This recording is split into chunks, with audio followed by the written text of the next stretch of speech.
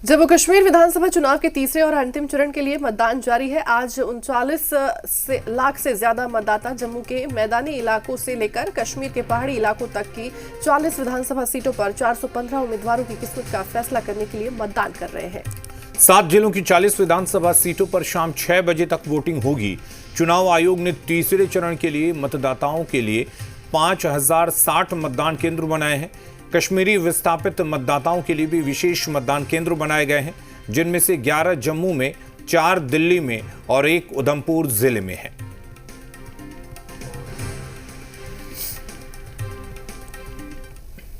तो 70 की आड़ लेकर के यहां पर सत्ताधारी पार्टियों ने इसका अवधि काल 6 बरस चलने दिया। सन 1975 में जब श्रीमती गांधी ने इमरजेंसी लागू की थी तो उन्होंने एक संशोधन लाया था संविधान में, अमेंडमेंट, जिसके तहत विधानसभाओं और लोकसभा का कार्यकाल 5 बरस से बढ़ा करके 6 बरस कर दिया गया। यहां पर उस समय नेशनल कॉन्फ्रेंस की सरकार थी, कांग्रेस के समर्थन से उनको ये अधिकार था कि वो सेंट्रल लॉ को अपनाएं कि ना अपनाएं, लेकिन उसे तुरंत अपना लिया गया।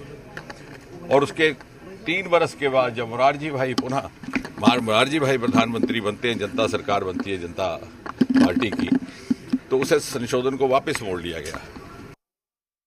370 की आड़ लेकर के तो सभी मतदाताओं से यही निवेदन रहेगा कि सभी परिवार समेत उनको अपने अपने पोलिंग स्टेशन पे पहुंचना चाहिए और अपने मतदान का इस्तेमाल करना चाहिए। मेरे ख्याल में 1/4 हिस्सा तो नई जनरेशन होगी जो इन 10 सालों में 18 साल के हुए होंगे।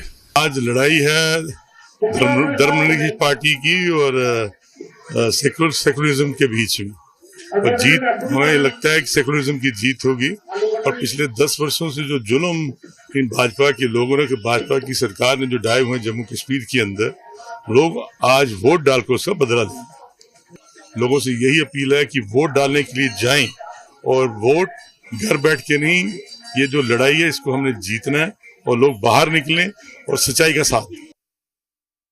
विधानसभा चुनावों के तीसरे चरण के लिए मतदान जो है वो शुरू हो चुका है। 415 कैंडिडेट जो हैं वो जम्मू कश्मीर की 40 विधानसभा सीटों के लिए यहाँ पर चुनाव लड़ रहे हैं। और इस बार के चुनाव कई मायनों में खास भी हैं, और खास इसलिए भी हैं क्योंकि पहली बार वाल्मीकि समाज और साथ ही साथ वेस्ट पाकिस्तानी रिफ्यूजी जो हैं वो यहाँ पर वोट डाल रहे हैं। आप देखिए विधानसभा चुनावों में इनकी जो क्यूज़ है पहली बार यहाँ पर देखने को मिल रही है। पहली बार ये लोग विधानसभा चुनावों के लिए अपना मताधिकार का इस्तेमाल करने यहाँ पर पहुँचे हैं। इनसे भी कुछ लोगों से बातचीत करने की कोशिश करेंगे कि किस तरह से, क्या कुछ उम्मीदों के साथ ही वोट डाल रहे हैं। जी, आपका नाम? सर, मेरा नाम रॉबिन है।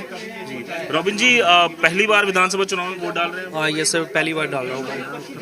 तो क्या कुछ चल रहा है जहन में, क्योंकि इतने साल आपको इस अधिकार से वंचित रखा गया था? क्योंकि ये काफ़ी देर से हमें वंचित रखा गया था, क्योंकि आज हमें अच्छा और एक सुनहरा दिन मिला कि हम भी आज पहली बार वोट डालने जा रहे हैं। तो क्या कुछ है, क्या कुछ मुद्दे हैं आपके जिनको सोचकर वोट डाल रहे हैं? क्योंकि यही मुद्दे हैं जो हमें हर चीज़ से क्या किया, पीछे रखा गया था, और आज हमें एक नया दिन मिला कि हमें हर चीज़ के साथ हमें एक साथ जोड़कर हमें मोदी जी आगे बढ़ा रहे हैं। पहले विधानसभा चुनाव में जो वोट डाला है बता दीजिए। ये देखो सर, डाला मैंने। तो आपके चेहरे पे खुशी दिख रही है, इतने साल आप वोट नहीं डाल पाते थे विधानसभा के, आज पहली बार वोट डाला। जी हाँ, खुशी तो है सर।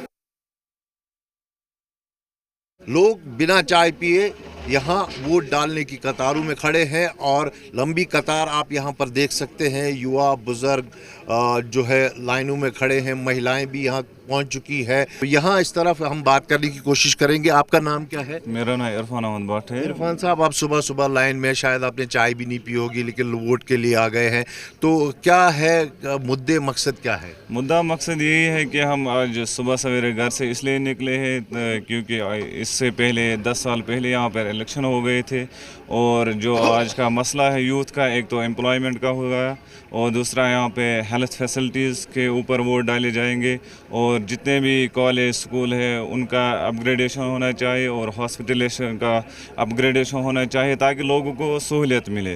कितने खुश हैं आपके 10 साल बाद आपको मौका मिल रहा है फिर अपनी सरकार चुनने का? खुश तो बहुत है, उम्मीद करते हैं जो भी उम्मीदवार अब कामयाब होके आएगा इंशाल्लाह वो लोगों के लिए काम करेगा, यूथ